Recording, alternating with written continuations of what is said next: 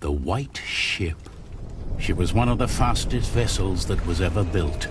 The man who should be king of the English now, the son of King Henry, was on board when she sailed off. And with the prince there were 140 knights and many nobles, all on their way from Normandy to England. They say the ship hit the rocks, and then a fire broke out. Even before the White Ship had departed, the prince and his men had begun to drink and get violent. Monks that were meant to bless the voyage were then forced to disembark. Some say the ship had been cursed. The king's son and many of his family were pulled down into the Black Sea that night.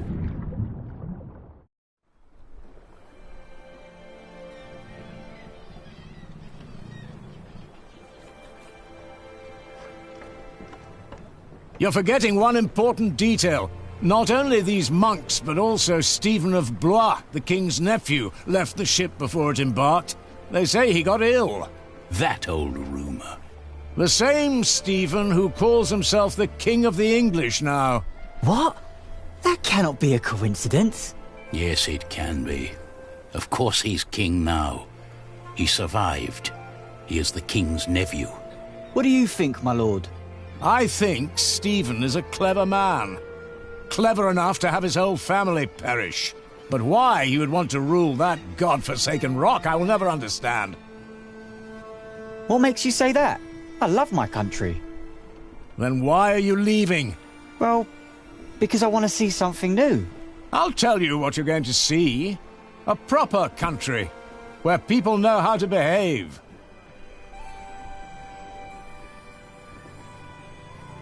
What about you? Why are you leaving?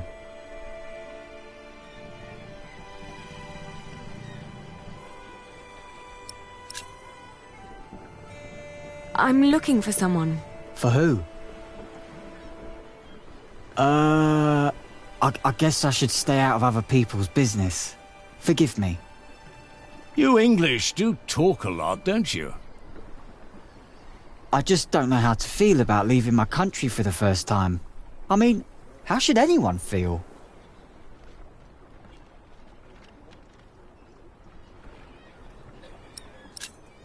You'll see what happens. I don't know. Maybe I'm just running away.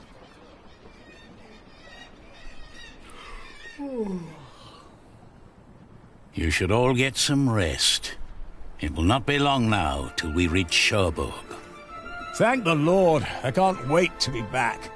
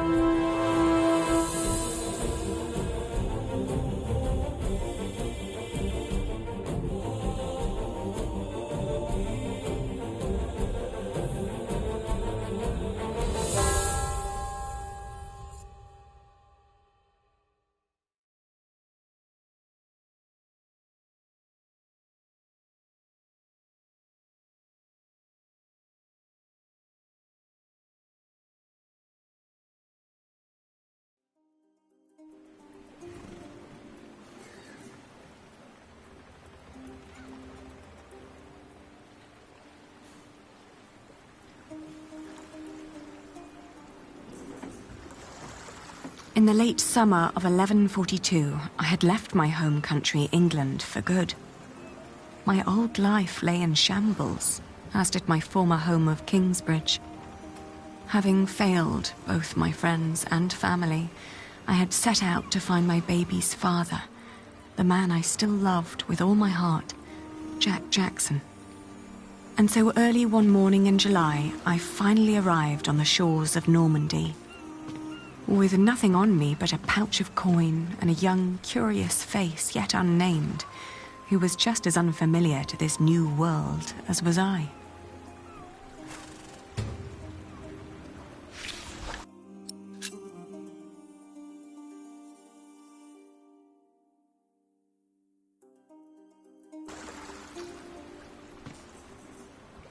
You're still here? Oh, it's you. I'm just trying to get my feet used to good solid ground again. The last bit of our voyage wasn't exactly my pint of ale.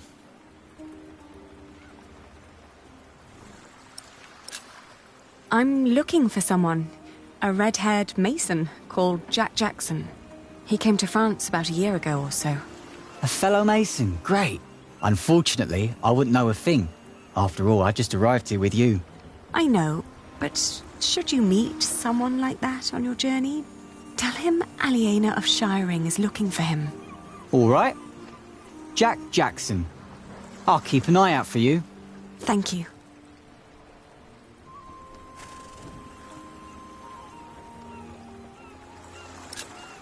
Have a safe journey. Oh, thank you. You too.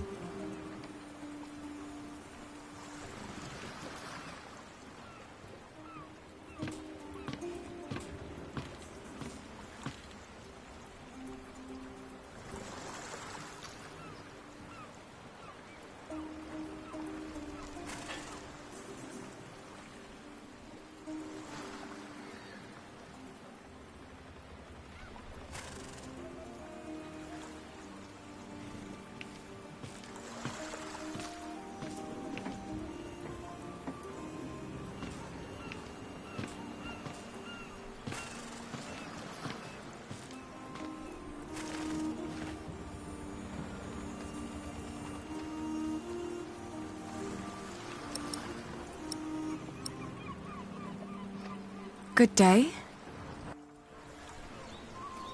I am looking for someone. A traveller who came through here last summer. Oh, hush now. I need to talk to this man. Looks young. He was born at the beginning of summer. What's his name? I haven't given him one yet. You should. He needs to know who he is. Makes growing up a lot easier.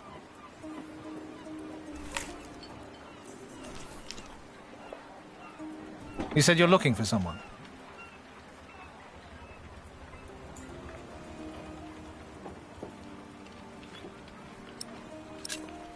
The man I'm looking for looks a bit like you, actually. A bit more boyish, though. So he has red hair, but no beard. Well, I don't know every redhead around these parts. There are quite a few of us. Most of my family here in Cherbourg is ginger. Oh, his name is Jack Jackson, and he is a mason. No. No, sorry. I haven't seen him. And I come here every day. Maybe May saw him. She helps the sailors get their cargo to the nearby towns.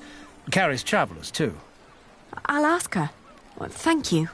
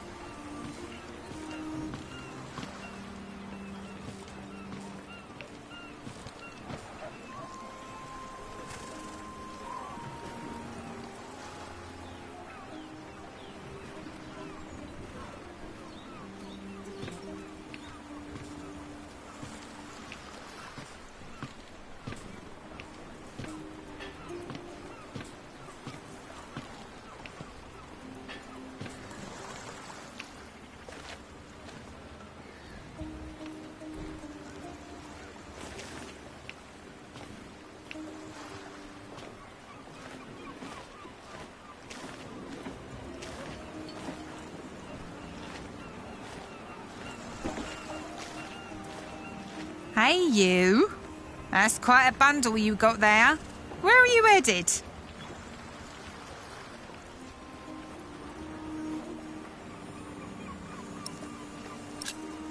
Have you seen a red-haired mason?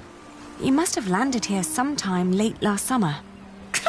Another ginger in Normandy? I wouldn't have noticed, even if he was carrying a hammer instead of a fishing rod. Maybe you should ask someone in Barfleur. That's where all the travellers come through, the pilgrims and kings. Their lot rarely lands in Cherbourg, with the fortress passing back and forth between Stephen of Blois and Geoffrey of Anjou. Why you even came to Cherbourg in the first place baffles me. It was the earliest ship I could get. You must be in some hurry, madam. Let's just say I needed to get away before I changed my mind. Fine with me. Who am I to judge?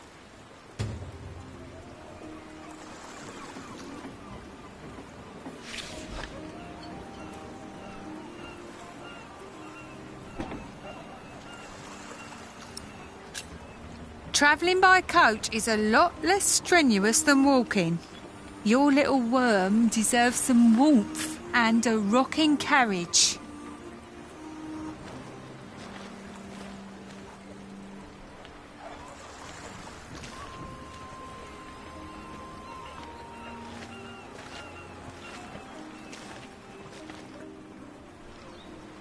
Apart from Barfleur, what other ports do people commonly use to get into France?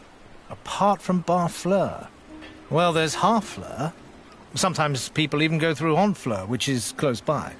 You could ask Amé to take you. I might. Thank you for your help. I'm afraid I can't help it. You really are quite like him. Maybe I should become a mason then. Would definitely pay more than being a fisherman. Have a safe journey.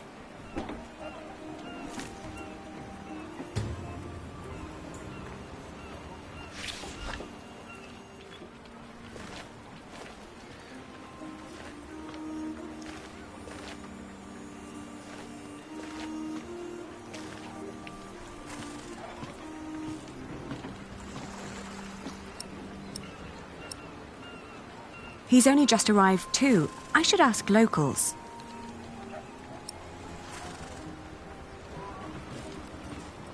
I really should stay away from boats. I'm still all to and fro on the inside. I'm looking for someone. A red-haired mason called Jack Jackson. Tell him Aliena of Shiring is looking for him.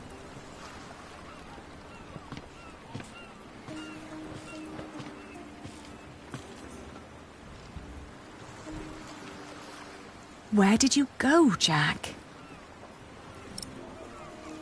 No, maybe I should just get going.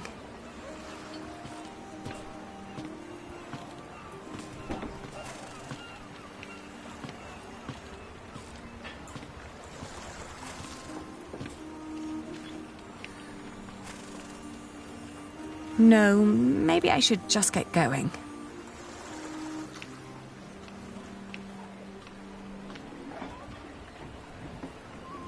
Changed your mind, madam? You know, I reserved a cosy spot just for you. All right, take me out of town. All right, where do you need to be?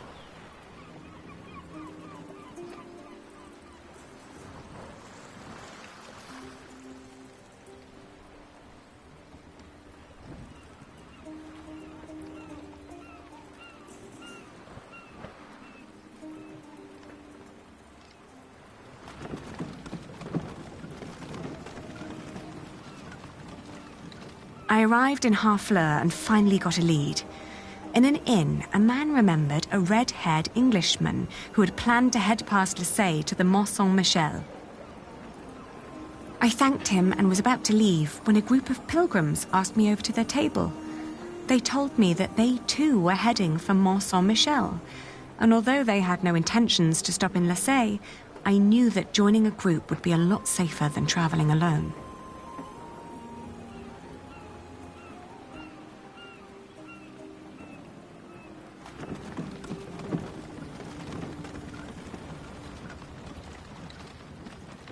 My father had once told me tales of the Mont Saint-Michel. Long ago, the Archangel Michael had urged Hubert of Avranches to build an abbey on a lonely rock on the ocean by burning a hole into his head. They say one can go and see his penetrated skull on display. It was a windy day when I arrived, and the place was crowded with pilgrims and jongleurs. I remembered Jack's fascination with these tellers of stories. I spoke to one who was just taking a break. As it happened, he had indeed met Jack, although not in Mont Saint-Michel, but on a road heading east from there. Apparently, Jack had been hopelessly tracking jongleurs who might have known his father, Jack Cherbourg. But as he'd been gradually running out of money, he'd intended to look for work in Le Mans or Tours. That was about 6 months ago. I was catching up.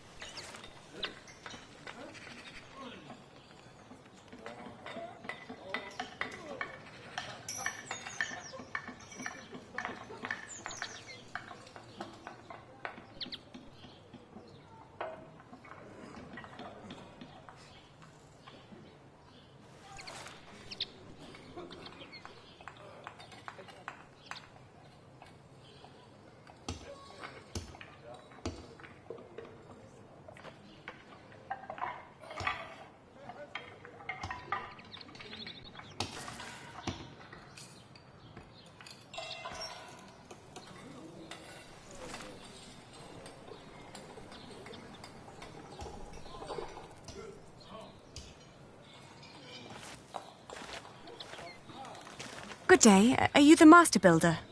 What is it? I'm looking for a mason who may have passed through here.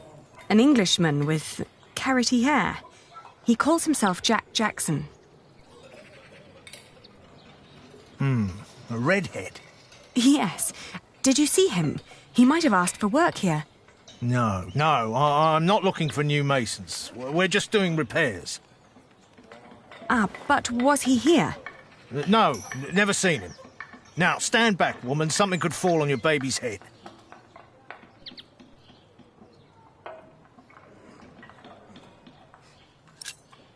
I was told he wanted to come here. Well, maybe he changed his mind. Are you sure you haven't seen him?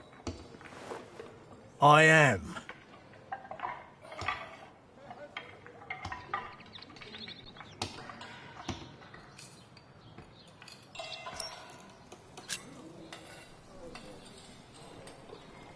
You hesitated when I mentioned a redhead. Are you sure you haven't seen him? Yes, I am sure.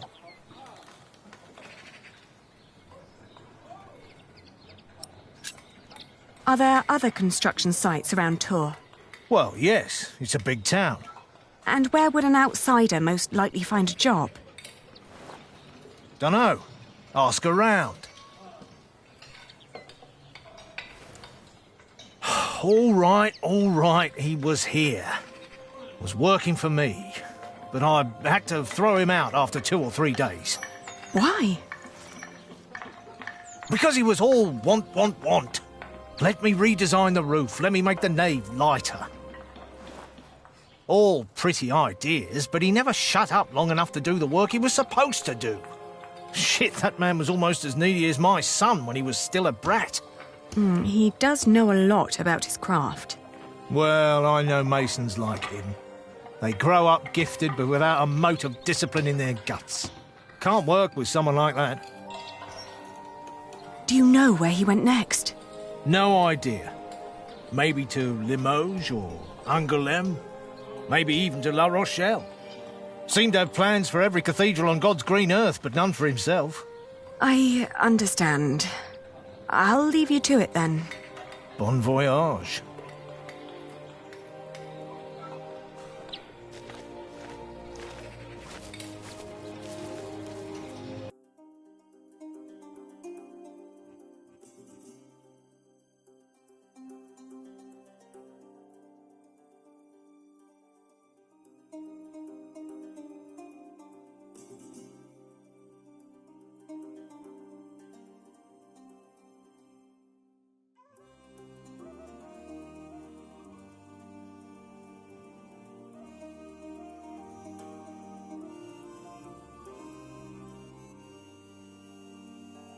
We had just left Tours when I suddenly felt dizzy.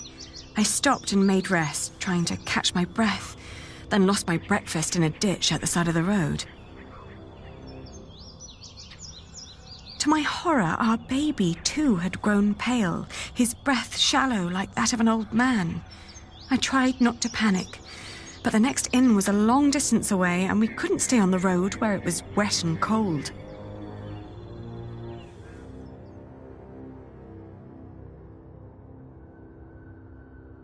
Back in Tours, the fever got worse. I remember people carrying me into a room, laying me on a bed. I tried to feed my baby, but after that, everything turned into a blur. When I awoke, Jack was standing next to my bed.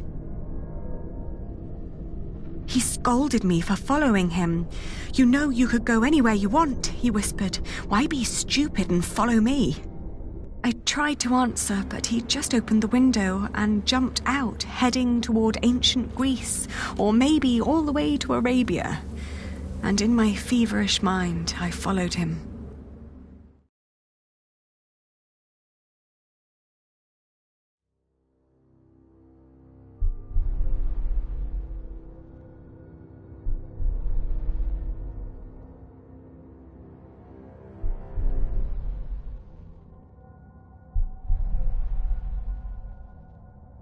The further I went, the angrier I got.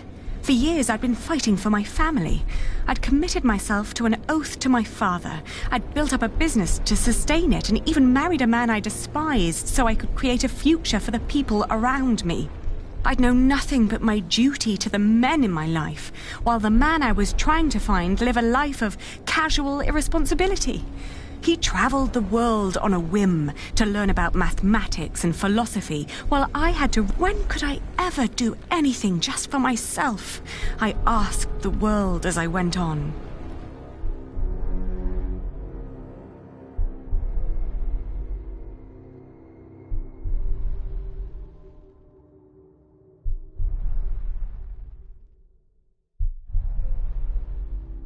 I'd travelled in a circle all the way to the edge of the world and back, only to return to the place of our failure. With my eyes closed, I listened to the sound of ripping yarn and crumbling walls, and of coaches carrying good people away into a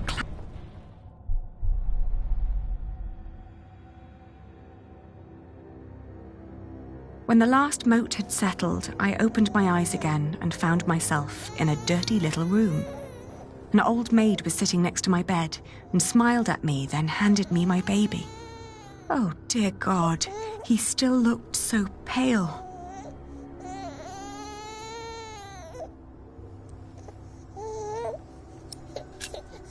I tried to feed him, but he refused.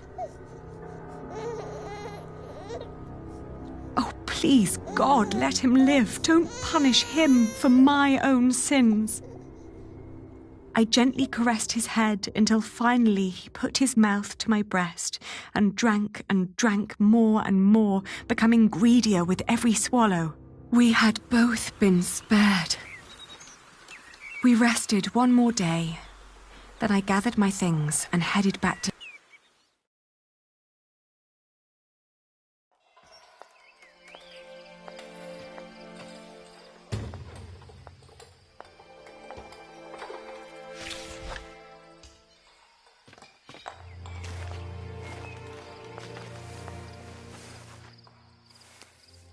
I thank you, dear Lord. All right, steady now. I thank you for having spared my child. I thank you for... Don't let go until it's done. But why are you showing mercy on me? I failed everyone I cared about. I failed Jack.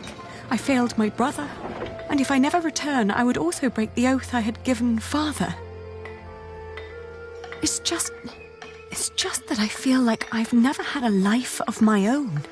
I've always fought for others. And this may be the very first time that I fight for something that I only want for myself. Maybe I should just go back and help rebuild Kingsbridge. Maybe Jack doesn't even care for me anymore. Amen. Huh.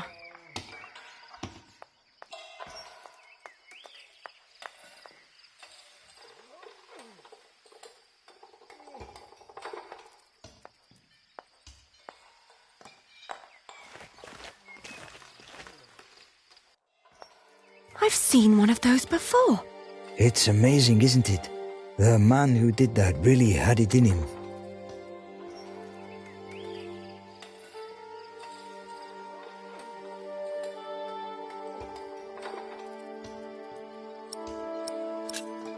I agree. He always did. Oh, you knew Master Jacques? Yes, but it's been a while since I last saw him. It's a shame that the Master let him go. In just 1 month, he did so many things.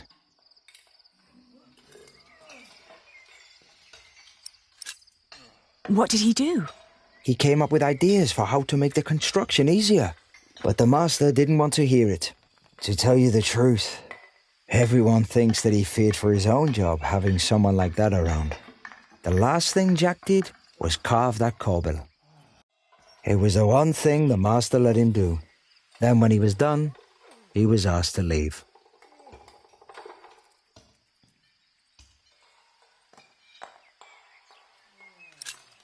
Your master said he had no discipline. Let me tell you something. Jacques worked very hard on it. He was impatient and had a temper, but you could see that he tried to overcome it. Conquering that rock was very important to him. Oh, I understand that so well. Do you happen to know where he went next? He wanted to walk the pilgrim trail to Santiago de Compostela. The Camino? The Way of St. James? He said he might find someone there who knew his father. Just one more thing. How was he when he left? Never thought about that. Relieved, I guess. He seemed ready for something new. Thank you so much for your help. Think nothing of it. And good luck on your travels. May you find what you are looking for.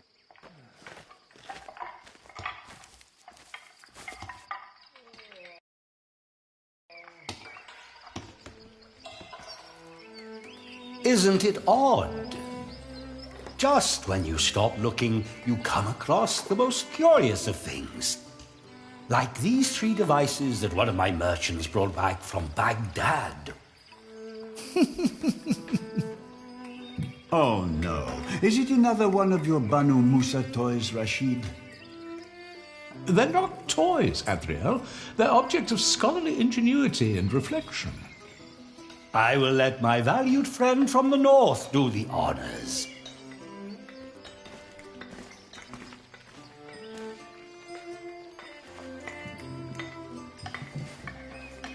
Jack, if you may.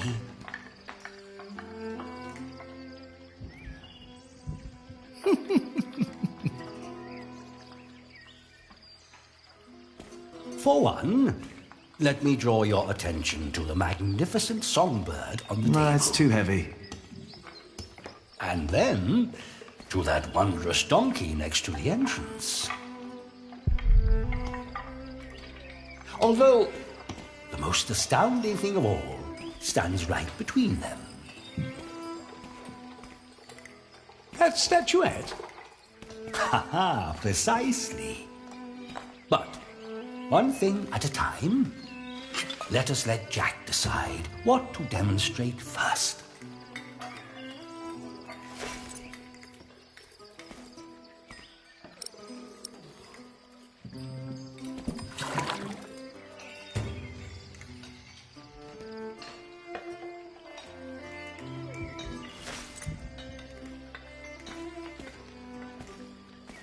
He likes to take his time, doesn't he? And now? Now, Jack will heat the water in the tank.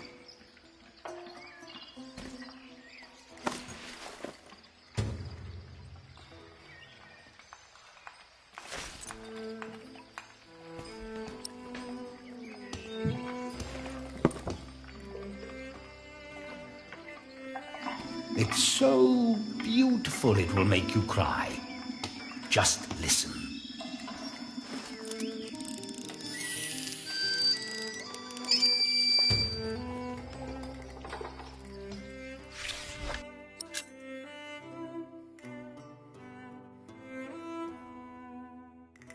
Well, how marvelous!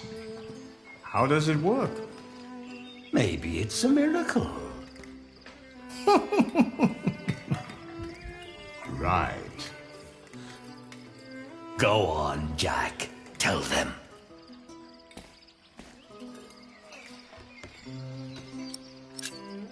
There's a hidden wheel inside the box. It turns an axle that in return raises and drops a sequence of small cylinders inside. These cylinders work like fingers playing a flute. But who is blowing into the flute? Steam. Steam? Yes. When I opened the pipe, it gradually pushed itself into the tube. The power of steam. For once, I must agree. This is brilliant. Of course! It was created by a Muslim after all. Let's not get ahead of ourselves. What else have you got, Rashid? Anyone care for some tea? Thank you, my daughter. We will have some as soon as Jack has finished our presentation. Mind if I watch? Of course not. So, who is this man, Rashid? Jack is a friend of the house. A brilliant man, a scholar and a talented artist. I could watch this man scoop up water all day. Just the other day, he explained Euclid to me. What is that? A Greek who wrote a book called The Elements of Geometry.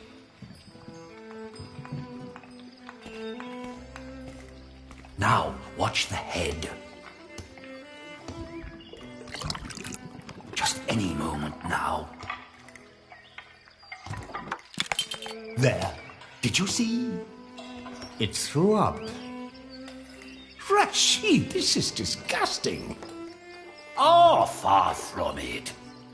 Would you kindly explain how it works, Jack? You see that bowl floating on top of the water? At the bottom of that bowl is a small hole. Through it, the bowl is slowly filled with liquid. Once it's full, it sinks, pulling a string which makes the ball drop onto a weight. This, in return, pulls the bowl up again, emptying it in the process. Thus resetting the entire mechanism. If you timed it perfectly, you could make it drop a ball at every hour. Turning it into a clock. How clever. For me, it's still nothing more than a puking donkey. Show us more, Rashid. One could join those two and build a singing donkey clock. One song after every hour.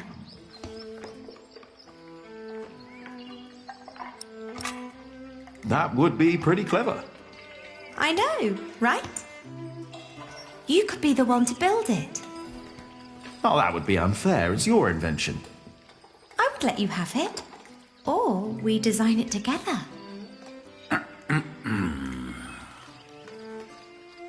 You still haven't shown us that statuette yet. Of course. Jack, if you may. The Egyptians translated it into Arabic, and now the Englishmen are turning it into Latin. How very peculiar.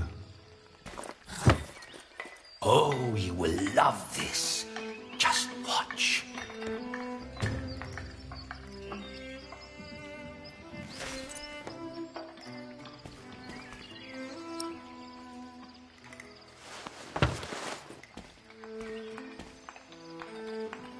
And now?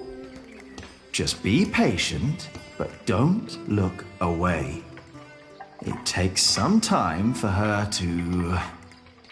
To do what?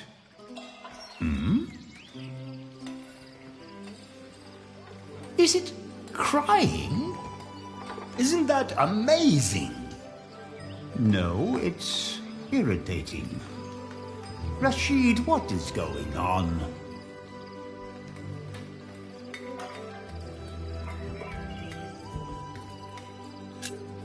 It's a mystery. Rashid, please. We all know that there is no such thing as a man-made miracle. And this piece of wood is very clearly made by man. I very much agree, my friends.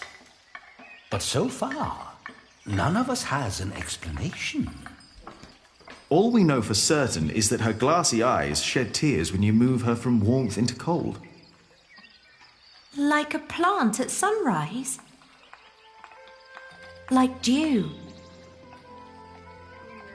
The only difference is the surface, that's all.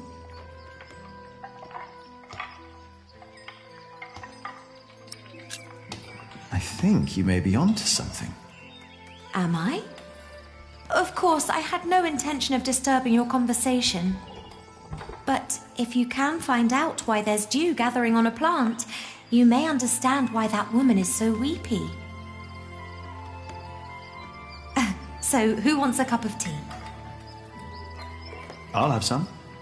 Your daughter is quite something, Rashid. A scholar in her own right. I know. I'd rather she wasn't. It would make marrying her off so much easier. Oh, I'm certain that won't stay a problem for long. Maybe the dew originates from invisible water in the air. Water that stays hidden when it's hot.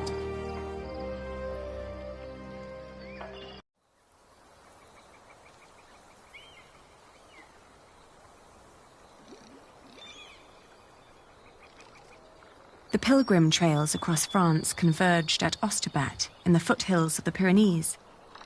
There, the group of 20 or so pilgrims who had been travelling alongside me since I'd left Tours swelled to about 70. Some were prosperous citizens, some probably on the run from justice, a few drunks, and several monks and clergymen. Several languages were spoken, including Flemish, a German tongue, and a southern French language called Oc. Nevertheless, there was no lack of communication among them, and as we crossed the Pyrenees, they sang, played games, told stories, and in several cases had love affairs. While my baby and I kept mostly to ourselves.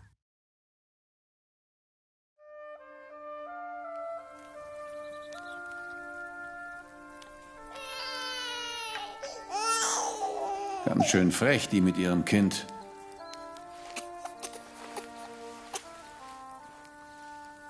Hush now.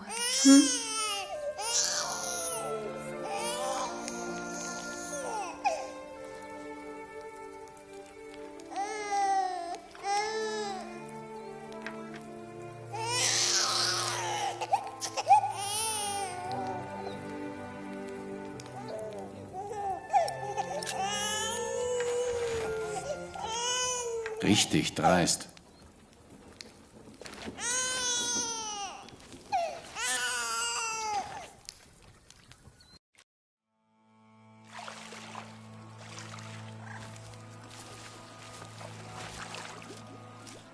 Dear Lord, what are you doing? You should get out of the water. It's freezing. My ring! I lost my ring! Dear Lord, please show mercy.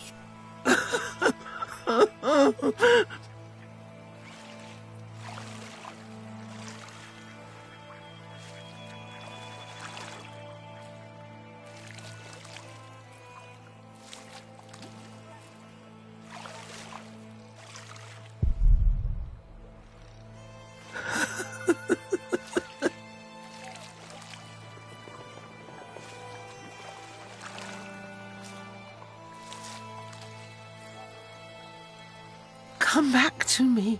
Please come back to me.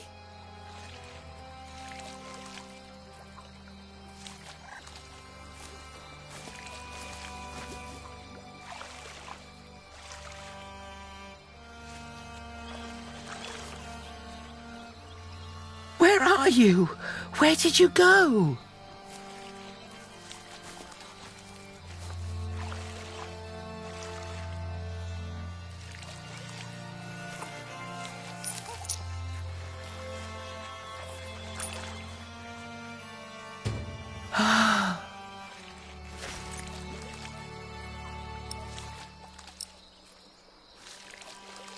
I found it.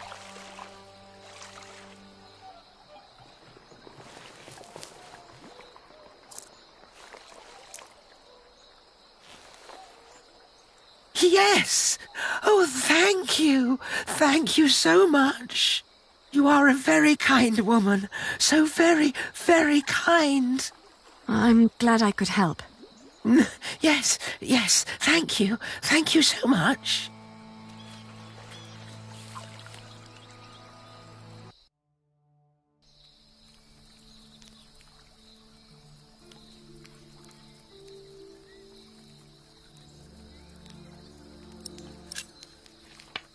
Are you getting warmer? I am, thank you. I can see this ring is very precious to you. It was a gift from my stepmother. She thought I would stay forever, but I didn't.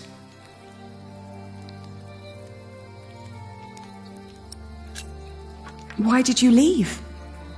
Oh, I thought I didn't belong. She always said I was her daughter, But I was sure she was lying.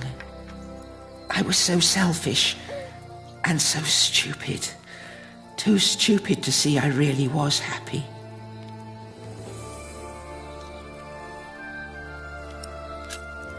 Tell me about your stepmother. She was such a kind woman. So very, very kind. Maybe you really weren't happy. I don't know.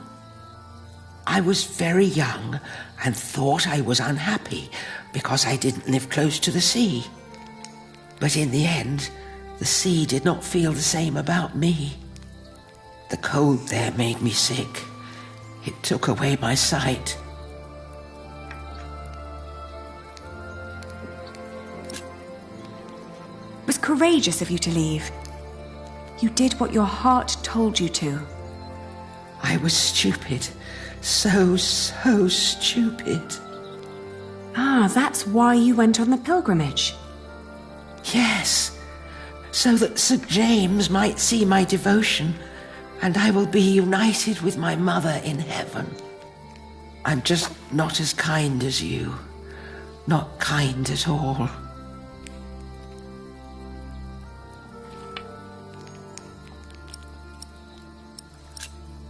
Actually, we two have quite a few things in common.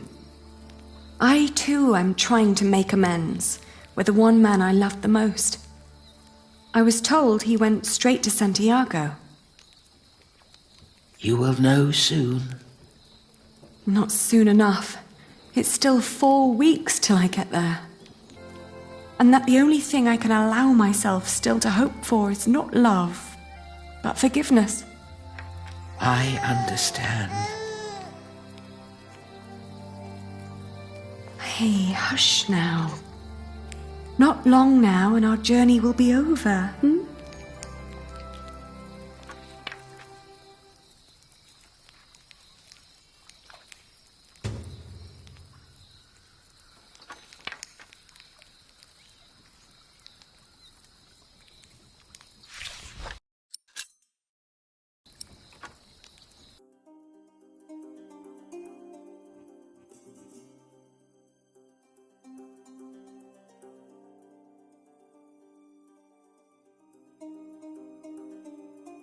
The woman's name was Alba. She came from a small town somewhere in Catalonia. I quickly got used to her constantly feeling out for her stepmother's ring and the sad guilt that would always follow in her milky eyes.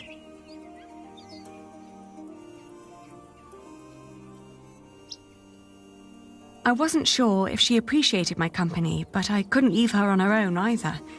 By the time we reached Los Arcos, she'd stopped talking, while I kept on dropping a kind word here and there to let her know I was still by her side.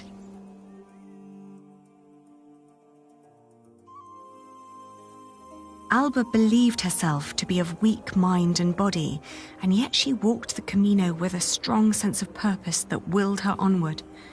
It made me wonder about what I'd told her about my own journey. Did I hope for love, or what was there to forgive? My decision to marry Alfred had been in the best interest of the people of Shiring. It was a sacrifice I had to make to stop the evil reign of William Hamley. These questions had haunted me for a long time now.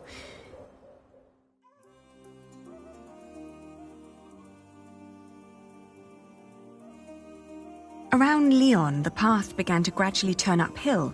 It was only 2 more weeks till we'd reached Santiago. The baby was in a good mood, and after Astorga, the trail got more difficult. Alba became slower and slower, and we had to rest more. She became quiet again. The strain on her old body grew, and she worried that she might not be able to reach the end. The next morning, she refused to get up. Her breathing was disturbingly shallow, and she hardly noticed me touching her forehead. Everything hurts, she said, and urged me to continue without her.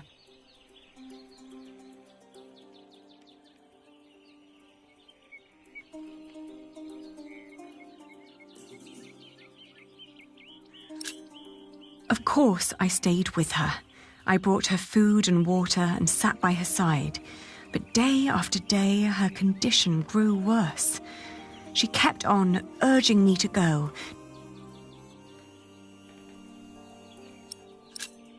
I was about to leave when a monk stopped me.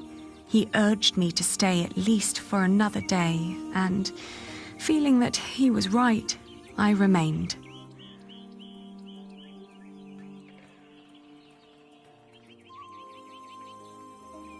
I'd hardly known her, and most of the time she'd tried to push me away, as if she considered herself a nuisance that slowed me down and who didn't deserve company.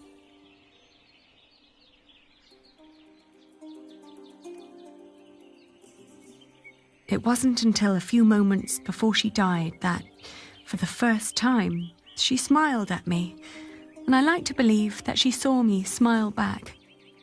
I still like to believe that here, in this unlikely place, dying next to a near stranger, she'd found a moment of serenity and happiness, but she'd not reached Santiago. When I left, that thought still haunted me. To see that a journey could come to an end so suddenly. But what would be different if she had reached Santiago?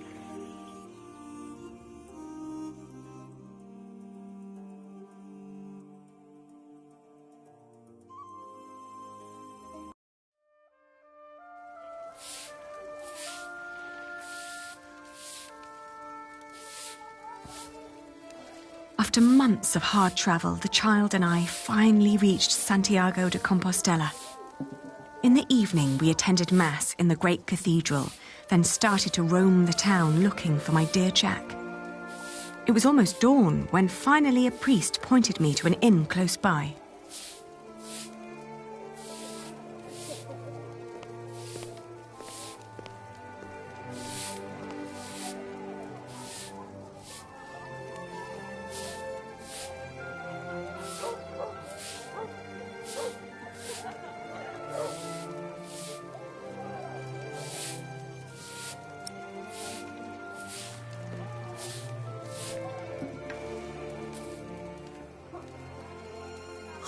¡Qué cousiña! ¡Eche rubio! Sí, redhead.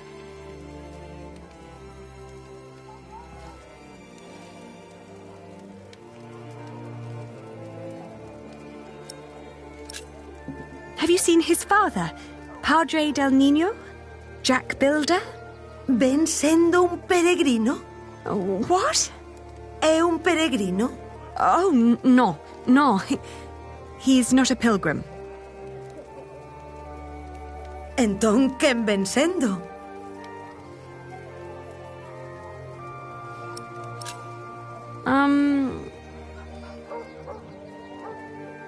Let me show you something.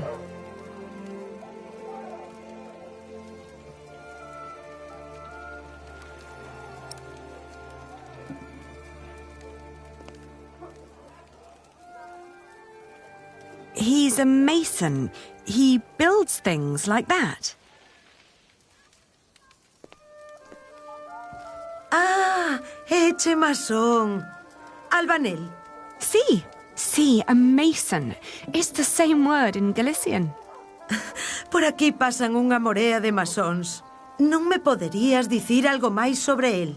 Well, he's a mason and he has red hair. He's also very knowledgeable. But how do I tell you that?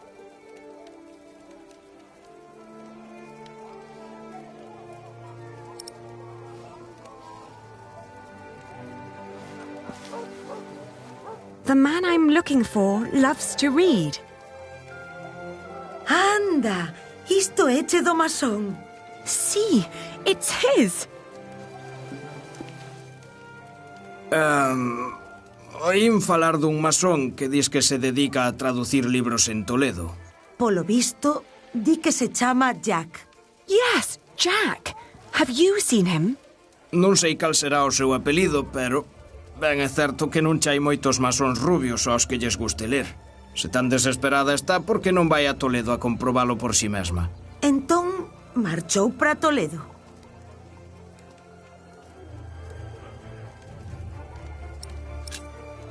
He went to Toledo? A Toledo marchou, sí. Di que o teu Jack podería estar en Toledo. All right, so I will go to Toledo then. Gracias. I just pray that I understood you correctly.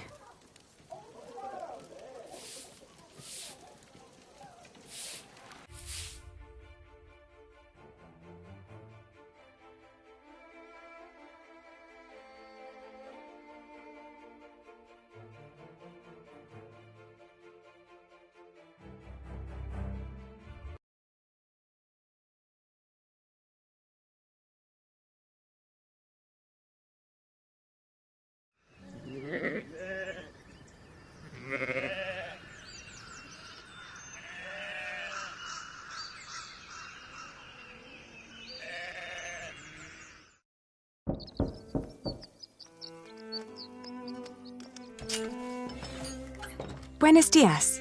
Parlez-vous français? English? Of course. How may I help you? I was told a man named Jack Builder lives in this house. Who told you this? A group of scholars living at the edge of town. They said he used to translate old scriptures about mathematics before he moved here. Please wait here. I will talk with Master Rashid.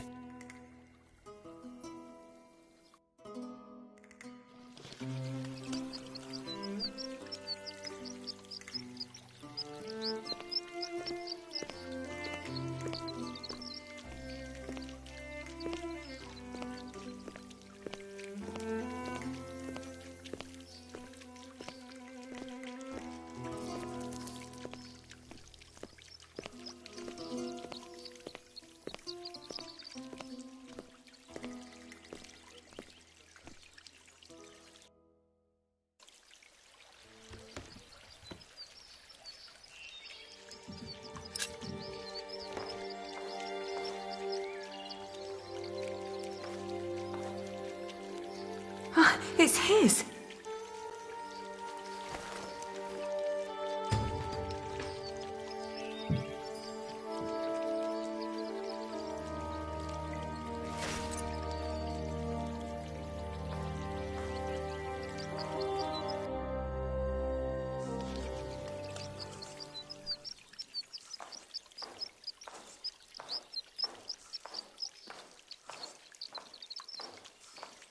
Oh, there you are.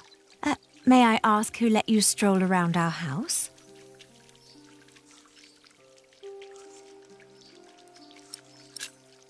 I travelled hundreds of miles looking for a man called Jack Builder. A scholar told me that I would find him here. Yes, my servant told me already. My father's not here at the moment, so you'll have to make do with me. Unfortunately, I must disappoint you. There's no one called Jack living in this house. He must be here. I found his slingshot. What? Who allowed you inside my father's archive?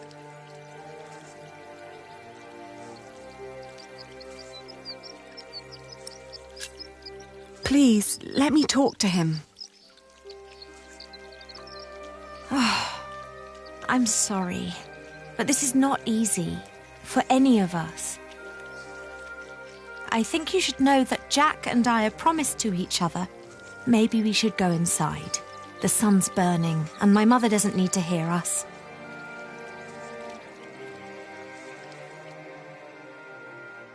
Jack told me about you. You are Aliena. You're the one who rejected him and married his stepbrother. And now you want him back.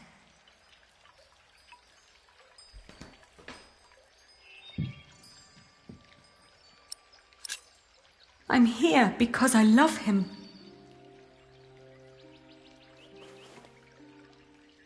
He always said that he had come here to find out about his family.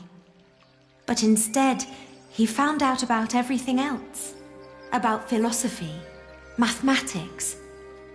When he and my father met, it was love at first sight. They studied together and made great plans.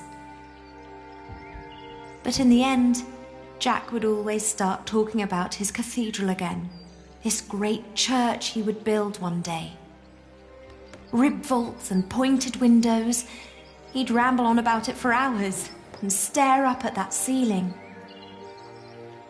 We three sat here for hours and talked, and then in the evenings it would be just the two of us. So many strange ideas about the future. Some barely more than silly dreams. Others almost in arm's reach.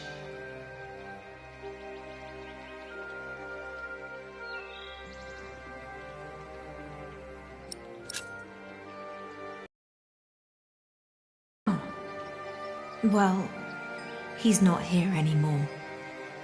My father had offered him work as a master builder here in Toledo. He would have been well off and free to spend his evenings under vaults like this, with me as his wife. But in the end, he refused. Tell me, did you really marry his stepbrother?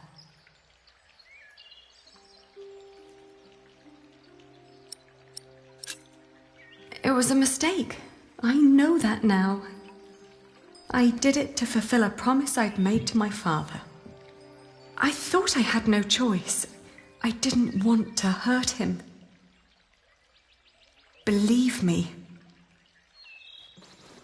I do. You know, he left me because of you.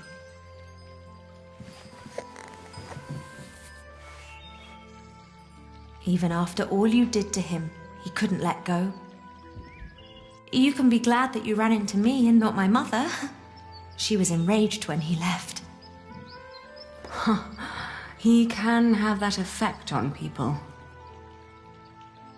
But apart from that, we made our peace with him. Father even gave him one of his favorite pieces of his collection as a parting gift. A small wooden statue with stone eyes, in exchange for his slingshot. Would you mind telling me where he went? He went to Paris to work on the Cathedral of Saint-Denis. He said he never found out about his father, so there was no reason to stay down here anymore. Paris? Yes. If you find him there, tell him I don't miss him.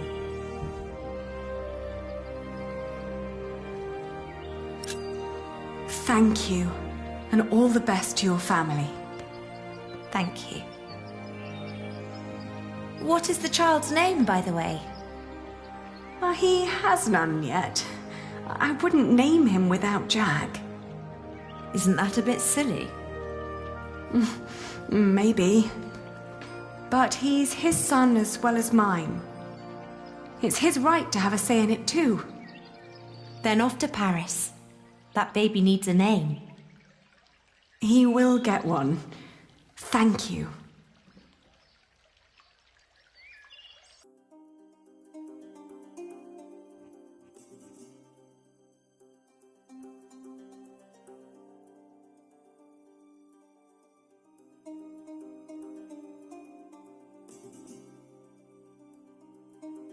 I travelled back along the Way of St. James, passing through Astorga, Lyon and Burgos. I crossed the Pyrenees, revisiting Bordeaux, Angoulême, Poitiers, but never stayed longer than one night. The closer I came to Paris, the stronger my old doubts and fears resurfaced.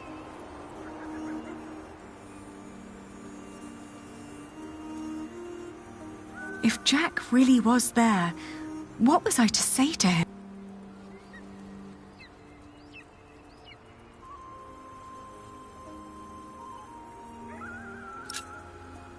Pull him very, very close, wishing for all the wounds to heal as quickly as they could.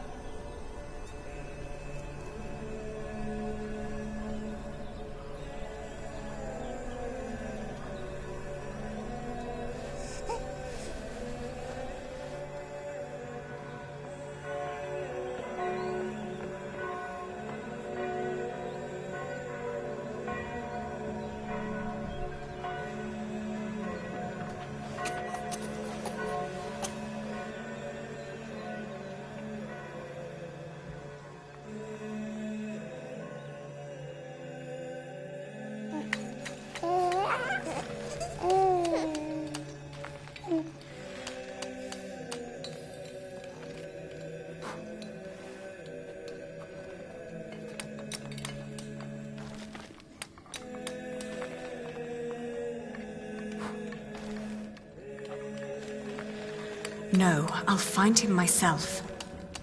They'll only tell me to leave. They always do.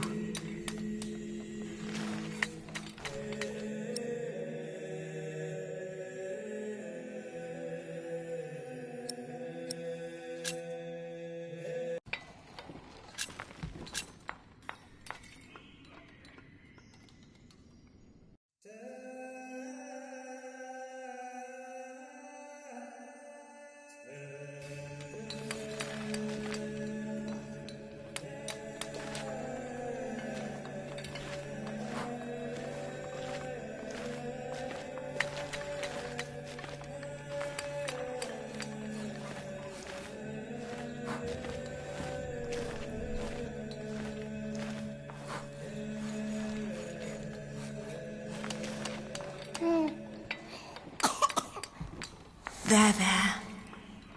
Are we awake then? You almost missed this. Look at these colourful windows. Look at the light.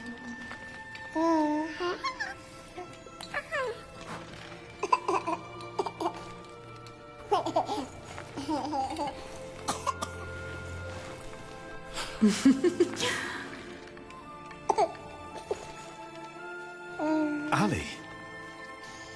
We came to see you, Jack. We? Is he?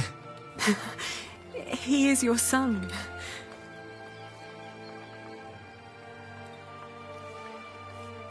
My son?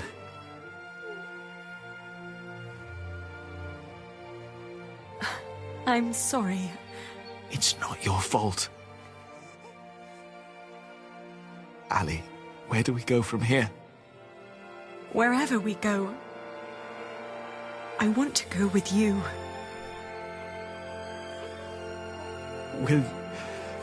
Will you marry me? Both of you. We will. We stayed in Paris as husband and wife. And our son, Tommy. The days went by quickly. Jack had learned much working as a builder in Saint-Denis. Days became months. Then after a year, we both grew restless. Where can we go from here, we asked ourselves again. We both confessed that we wanted to see our families, our friends. And then we knew where we wanted to go. Home. Even if it was in shambles.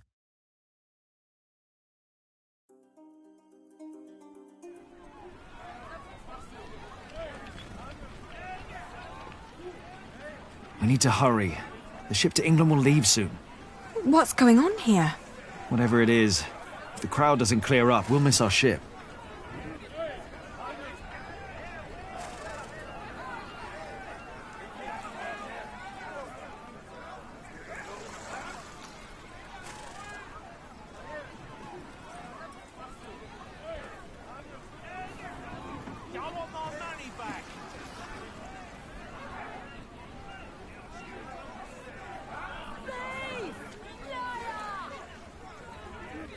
What should we do with him? I want my money back.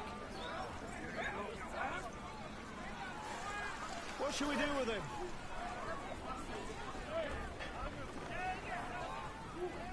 Throw him into the sea.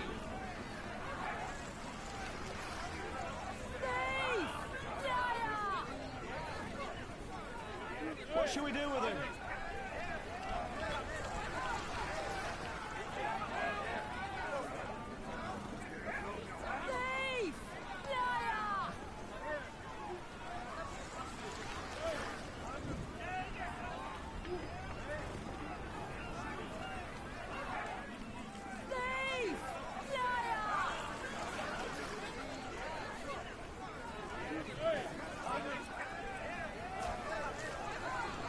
He's a thief.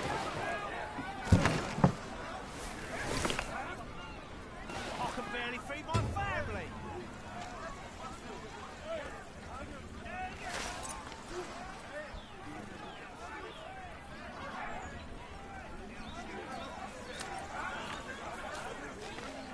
He's a thief.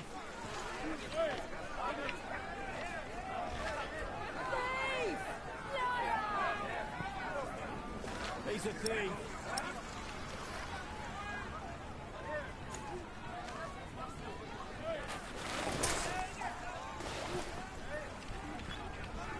Do you see? It's working. Your friend Rashid must be quite the miracle worker.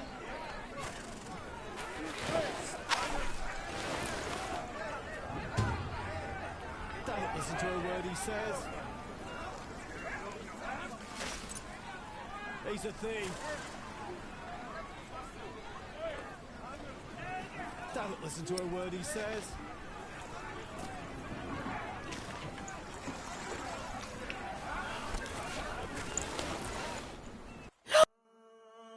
What's going on? The Holy Mother. She's crying.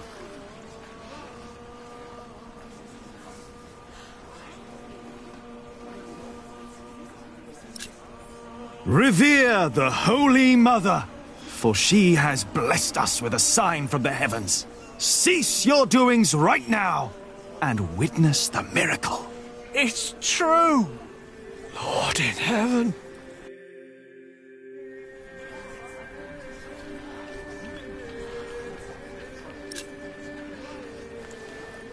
She weeps for she is lost.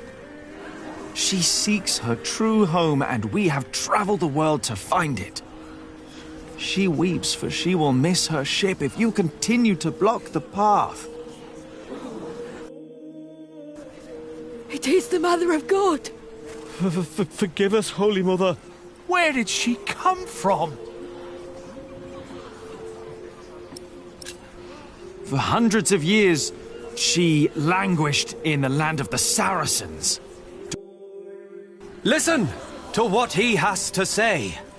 The Holy Virgin has chosen this young family to protect her. Tell us all where you are headed. Her destination is beyond these waters. In the small town of Kingsbridge, in the earldom of Shiring. There she wants to rest. Kingsbridge? Where's that? Hail Mary! Make way for the Holy Virgin! Hallelujah! Make Robert well! Blessed Mary, let my daughter conceive! Give us a good harvest! They're donating to ask for her blessing. Oh. The weeping Madonna shall hear your prayer. I shall build her a new shrine at Kingsbridge, a cathedral. It's you! Who do you mean? You! The red-haired ghost! Me? A ghost? I've known him since he was 12 years old. But he drowned. By God, you drowned. 24 years ago. On the white ship. My poor son. My Jacques. His name was Jacques. Jacques Cherbourg. Jacques Cherbourg.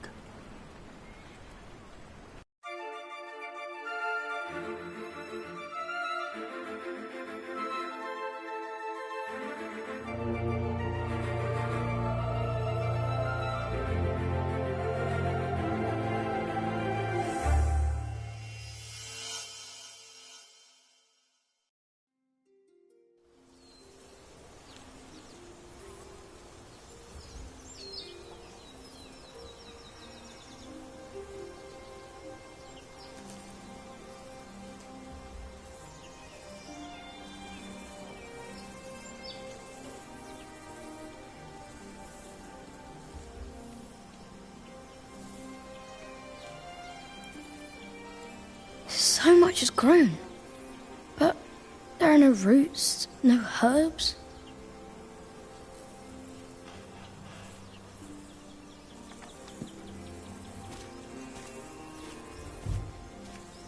What are you looking at, Jonathan? The garden is in disorder. I want it to be right again, but I don't know how to do it.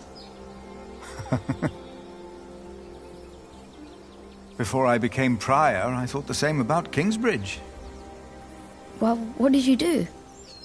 I cleaned up. Where do we start?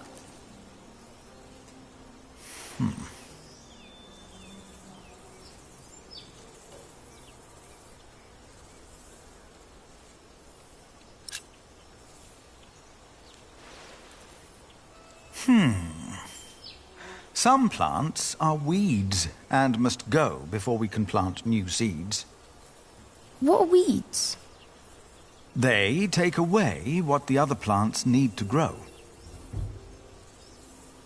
Light, water, room. What do we do? Pluck them. They look a lot like every other plant, so you need to learn how to tell them apart. Here, you see those? They're called wood sorrel. Let's pluck only those for now. I'll do it. If you insist.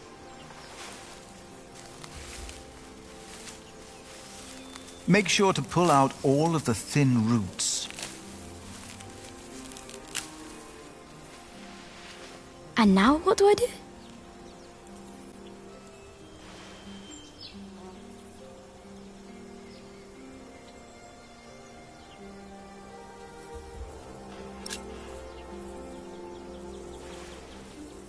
For plants to take root, the soil must be loose and fertile.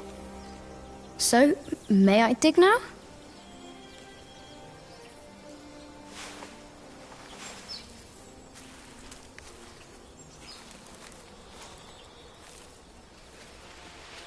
Done.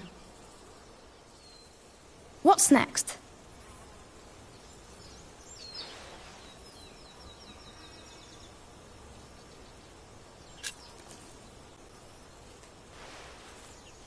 Stay here. I'll be right back.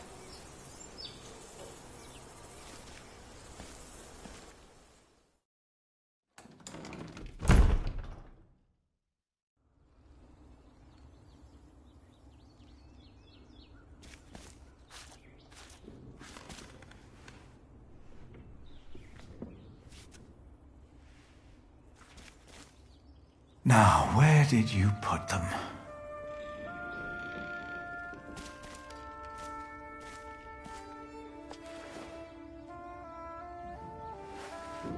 Ah, here they are.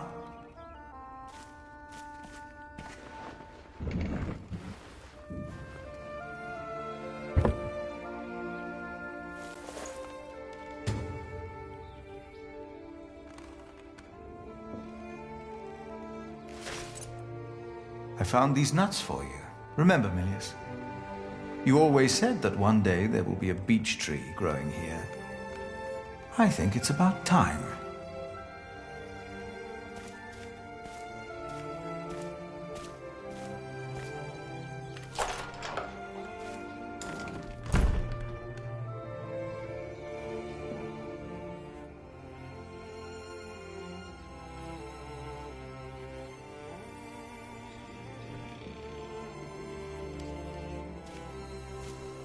What did you bring?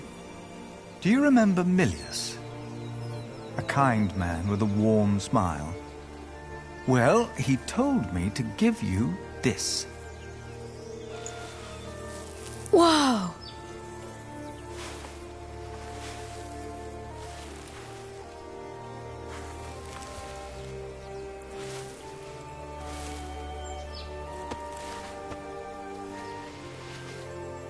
Now we just have to wait.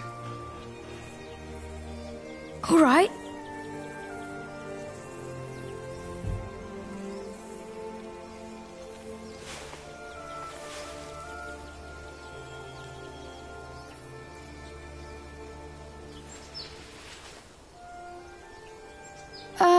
How long?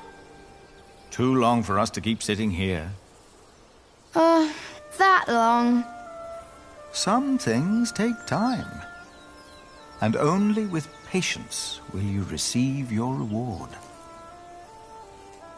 Why do we have to do all these things if all we had to do is wait? Simply waiting would not have been enough, Jonathan. You just paved the way for things to take their course. They are happening right now. And in a few days' time, we will return and see the first green leaf of something new. Oh. Is it God's reward? Maybe. Does he make things grow?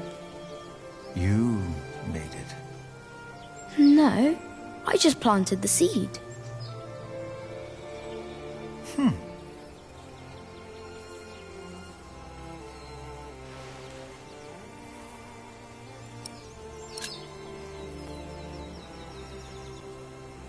Now you can fetch some water from the rain barrel. But that water's smelly. It's been there forever. There are many trees by the river. I bet that water's better. That's a longer walk, though. I don't mind. The distance is worth it. Maybe you're right. It is worth it. Let's walk together, then. But I'll carry the bucket.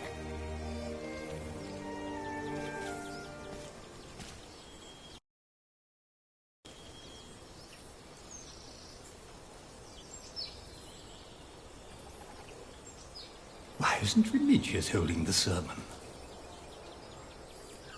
What's gotten into Philip?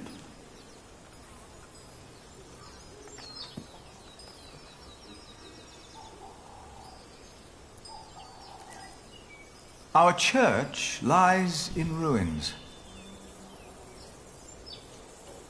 But all of this, these dire times, have revealed something important to us. Something that, maybe until today, I wasn't aware of. What do you mean?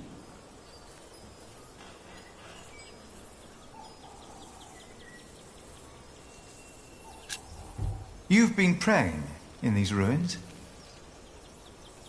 But you've been praying like you always did, in humbleness.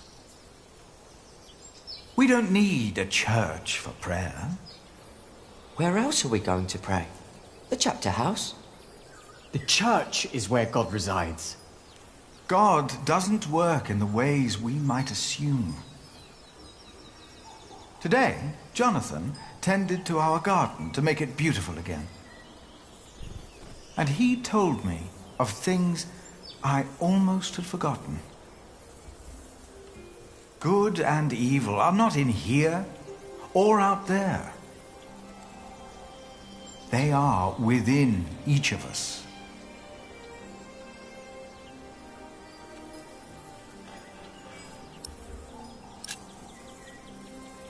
We have witnessed that man carries the devil in his heart.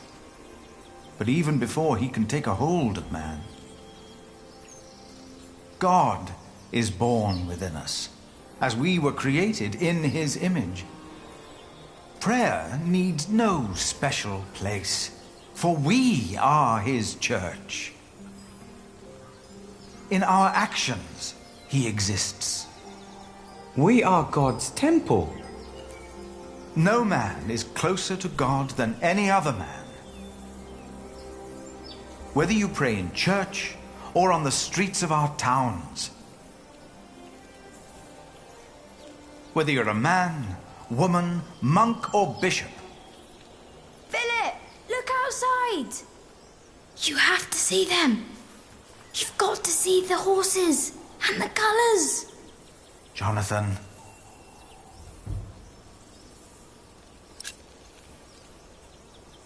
Now, what's going on? I heard noises and I went to look. Calm down. What happened? But the priest said they brought a miracle. Who? What? What priest? Step right up, brothers and sisters. For you are about to see something that will change your life. Who is that? They brought us a miracle. A miracle? Don't be shy. There is no danger, just awe that awaits you here. Ah, you must be Prior Philip.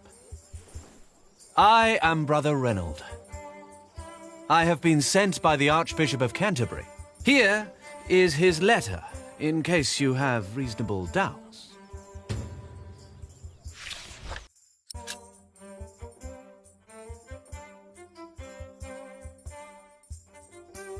We've been charged to accompany the Weeping Madonna. She is to replace the loss of your relic, Saint Adolphus the Martyr, who was taken from you, I hear, with brute force. What? On her travel from far away Africa, she has collected donations to reward Kingsbridge for your faith in her and in the Lord. I can't believe this. What is all this? You do believe. That is why she came. And that is why you shall witness her miracle for yourself today.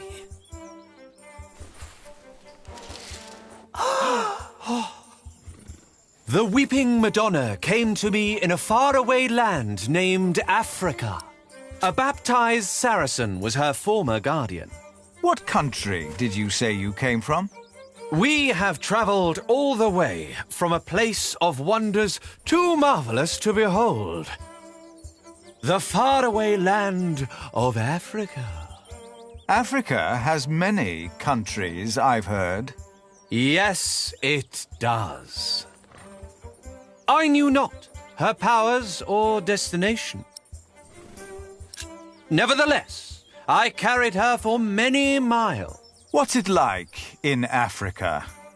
The sun is always shining, and miracles happen every day. It's a land of great deserts, fig trees, and creatures that an Englishman can't even dream up. Like these horses. Are they horses? They are not. To you, they might resemble horses, but the name the Africans have for these creatures is impossible to pronounce, even for me. Many bore witness to her miracle before it dawned upon me. You mentioned there were fig trees in Africa. What are they? It's a fruit, of course. It looks like a strawberry and tastes like a pear. The scripture mentions these figs, and they sound nothing like that. Why is that? No two apples look or taste alike. The same goes for figs, and doubly so. I'm getting the impression that this man has never even been to Africa. But why would he lie? But I wondered, what shrine should be her shelter? This time, it was the Madonna herself who answered my questions. She said... So we set off, with the blessing of Archbishop Theobald of Canterbury. And along the road... My dear people! I'm so excited to see a true miracle. Did you hear that? The Madonna has chosen us. She's come all the way from Africa. Over the sea and all the way to Kingsbridge. Devout Christians have given money for the building of the Church of the Weeping Madonna. Do you speak English? No English, no campandare, no. Oh, what's this? I think you might have stepped into horse dung. What? Where? No English, is it? Just un poco, si. Could you talk to this man, Martha? Yes, it's strange. He was quite talkative just a moment ago. He told me he was from Damascus in Africa. Isn't Damascus in Arabia? There's one in Africa too, I'm sure. Why are you pretending you can't speak English? No inglese. Malada. This church of Kingsbridge. The Weeping Madonna They look almost has like chosen you, horses. all of you. Hollow. Feels like a wicker And I will basket tell covered in you pelt. again. She is a true miracle that will change your life as she changed mine. Tell me the truth. Why are you here? We are guardians of the Holy Virgin that sheds tears. We were appointed by the Archbishop of Canterbury, but it was the Holy Virgin herself who chose us while she travelled through Europe. Oh, yes. How did that happen? She speaks without words. Many bore witness to her miracle before it. She wanted to go home, but where? It came to me in a dream. It was Kingsbridge. I could have continued to carry her from town to town until my flesh succumbed. Why are you hiding? But this was not her will. But I wondered. I am Philip. Be her shelter. Who are you, young man? This time, it was the Madonna herself who answered my questions. You heard me correctly. It was a long journey. The That's Weeping not fit Madonna for a came shrine. to me in a faraway land named Africa. What is in this book will not help me more than the answers I can find in my own And the heart. custodians of the Holy Virgin were chosen to take her on a journey.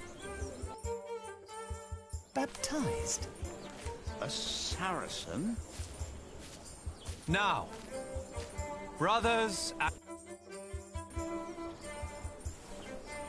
can you feel it? Brothers and sisters, you are about to witness a miracle. The Madonna knows how you have suffered. The Virgin Mother had to witness the rise and fall of her Son, our Lord Jesus Christ, and never stopped believing. Kingsbridge has endured many hardships. Prior James left you before his time when you needed him the most. Your old cathedral was burned to the ground. How do you know this? And your new one collapsed even before construction was finished. You have suffered the ruthless destruction of your market, homes, and lives. Dada! All of you have lost husbands, wives, and children, family and friends. Dada! All of you know how it is to be hungry and afraid. Jack. Aliena. Philip. But this is a miracle, isn't it? Or something along those lines. But how? We thought it was time to give Tommy a home. The boy? Your boy? Well, Philip? Do you recognize him? Our little Tommy? Tommy? But...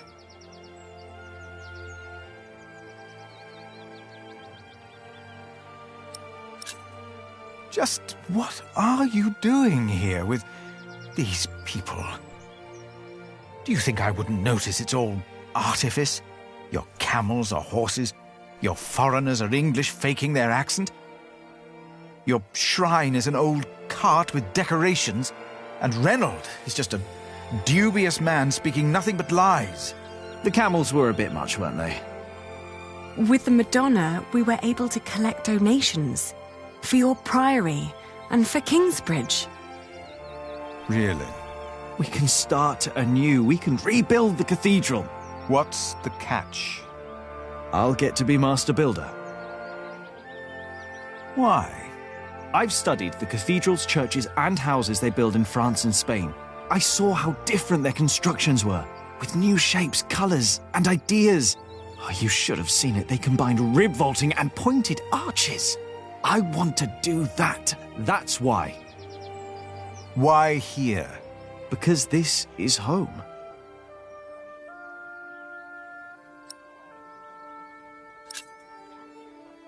The townspeople probably think that's enough to build a whole cathedral.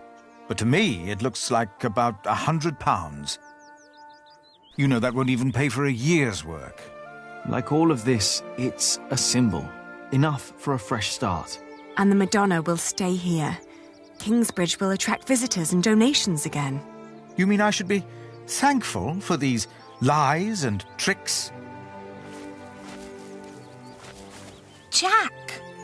Aliena! You came back! We wanted to see you, little sister. How are you? Oh, I'm fine. But look at you! And the little one! Tommy. How are the others? Alfred left Kingsbridge. Richard shows up every now and then, and Ellen returned to the forest. We need to visit her. Father lives with her now. What's wrong, Mother? I'm glad you're back. I am too. Very glad. She looks like she's about to cry. She will weep for your suffering, Kingsbridge. She knows your pain. What now? The miracle!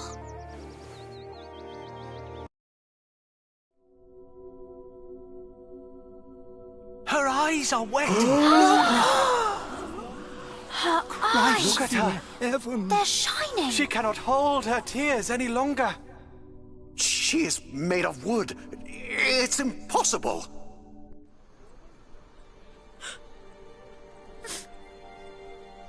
Why are you weeping? She's mute ever since her husband died. The Madonna has suffered as I have. She understands.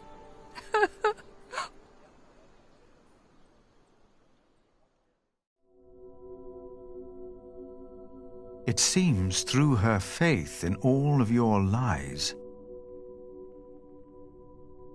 Mary has found a miracle. We can't keep trying to repair Kingsbridge by ourselves. Things are not improving. We're struggling to keep things as they are. But we can't afford to hire help. Without farming and fairs, we're back to Prior James's time.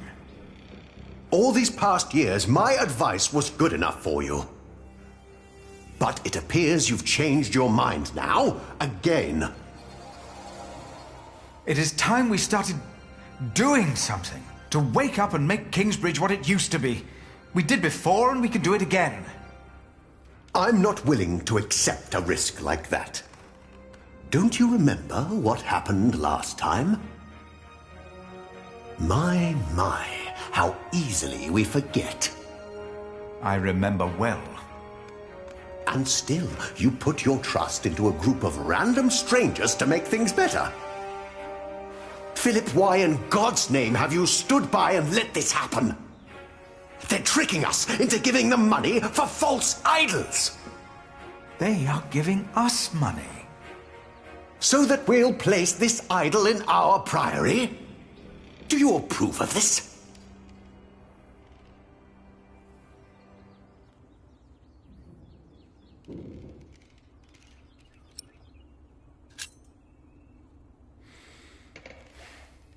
No, I don't approve of their deception. The Madonna is a trick, no miracle. But the people have already decided, and I won't take away the hope they found. Did you not see what happened to Mary? I saw. And I see that you intentionally turn a blind eye to the lies of your friends. I'm warning you. I cannot support a prior who tolerates heresy.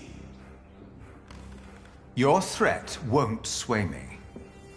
No matter how unconventional, their return and their gift are a blessing. You made your decision, Philip of Gwynedd. And now, I make mine. I resign. I'm leaving the Priory.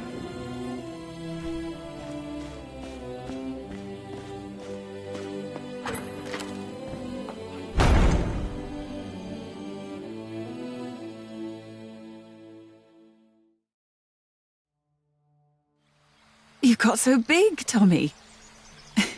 And you're just as shy as your father was. Don't let him fool you. Usually, he's always up to something.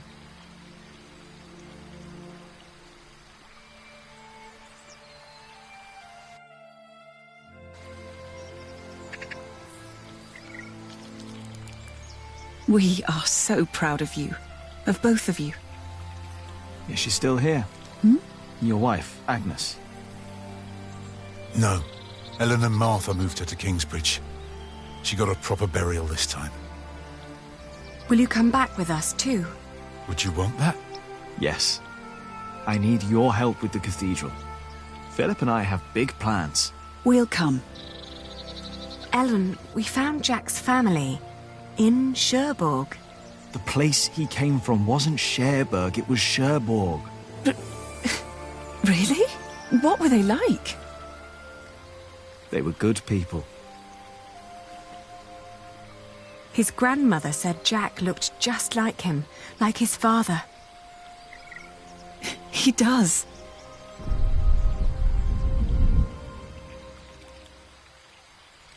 But they never came for him or asked about him. They thought he was dead. His ship sunk. He'd always wanted to go to England. Have you ever heard of the White Ship? No. The king's family drowned. My father was there. He was the only one who survived. Not for long. You told me that he was accused of stealing a chalice. Yes. But I know he was innocent. I heard the story and had to find out what he looked like. He told me his name. I fell in love. I helped him escape. But in the end, they caught up with us. What happened then? They hanged him. I was there. And you were there, Jack. But you weren't born yet. He was led to the gallows. Everyone was quiet. The people somehow knew he was not a thief. But I knew for sure. He told me. He was so afraid. He didn't want to die. I didn't want him to die. And I prayed. Then I heard his voice. Quiet. Sang sweeter than ever, as if the falling melody might wing and net dissever. At dusk the hunter took his prey, the lark his freedom never. No! No!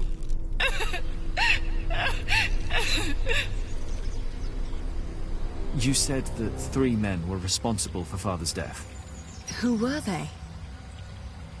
The Sheriff of Shiring, Percy Hamley, Prior James of Kingsbridge, and Archdeacon Waileran Bygod.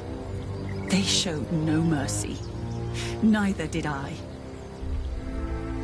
I curse you! All of you! He will return to haunt you! One day, you will be judged for what you did. Your houses shall be consumed by fire. Your life shall end in pain and agony. You shall grow old in sadness and regret.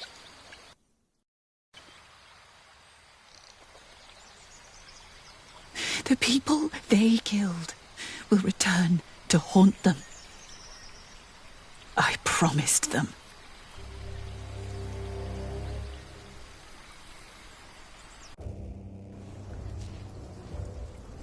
We welcome our new Prior Remigius. He helped to recover the bones of the Saint of Kingsbridge, Adolphus, from the hands of thieves. Adolphus already rests safely in this great cathedral of Shiring. Our master builder Alfred promised me that it will only be a matter of a few years until the cathedral will be finished. And the Earl of Shiring has promised to support us. But he has not done so for himself. No, the Earl is not a selfish man. His mother, Lady Hamley, is sick. More and more, I feel the whole of England is suffering from a sickness. The sickness of war, poverty, and most of all, heathen beliefs. I have spoken to God. I asked him, begged him to walk amongst us, to heal us. But God told me that only when this great cathedral is finished will he have a temple to reside in. No matter the cost, this shall be a towering castle to protect us from evil and false beliefs. With this cathedral, we will bring an end to the dark times. Waileran, by God! Jack? What are you doing here? My father died by your hands, Waileran. His name was Jacques Cherbourg. How dare you talk to the bishop like that? He died right here! Who are you? I know that man. He's that bastard from Kingsbridge. That man is my husband. You? All of you, listen to what we have to say. From now on, Kingsbridge is protected. By our knights, by our walls, and by the word of the king. So whatever you do, we will defend our town, our market and fulling mills. And our cathedral, which we shall rebuild. All workers are invited to come and work for us. Preposterous. If you so much as try to bring harm to us, Bishop, we will make sure that you pay for everything you did.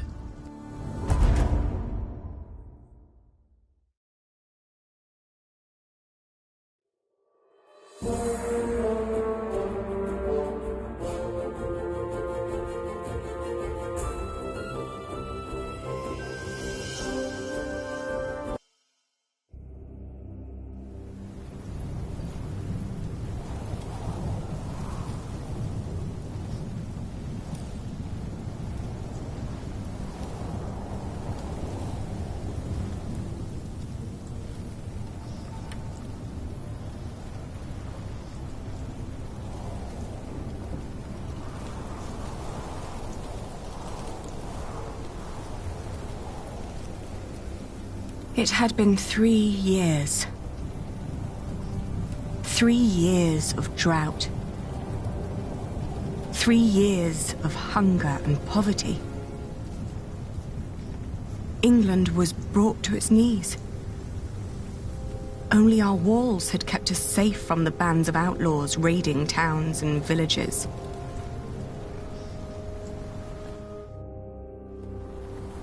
Bishop Waileran and William Hamley forced the workers to finish their cathedral in Shiring. Many had died.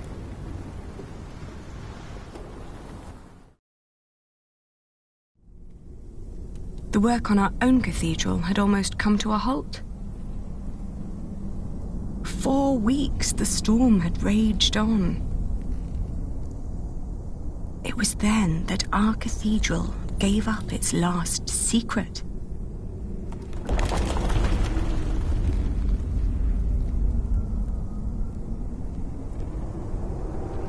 And everything changed.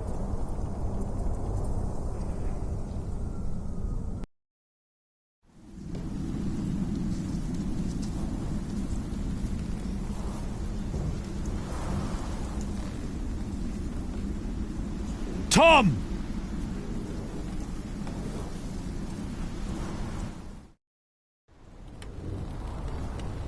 I told you you wouldn't like the sight of this.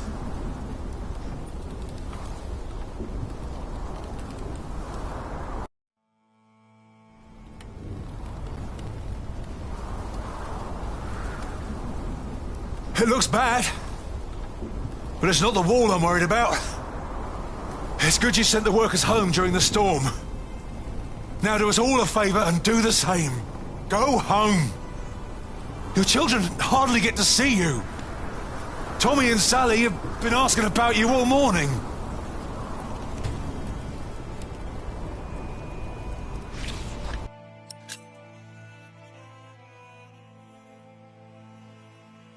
You'll kill yourself up here!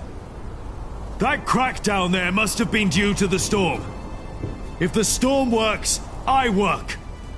My cathedral was never designed to be this high. I know! I reinforced the walls. It cannot be the height. What else was damaged? I'd look myself, but I dare not come closer. If your mother knew I was up here at all, she'd kill me. Both of us. What? She would kill both of us!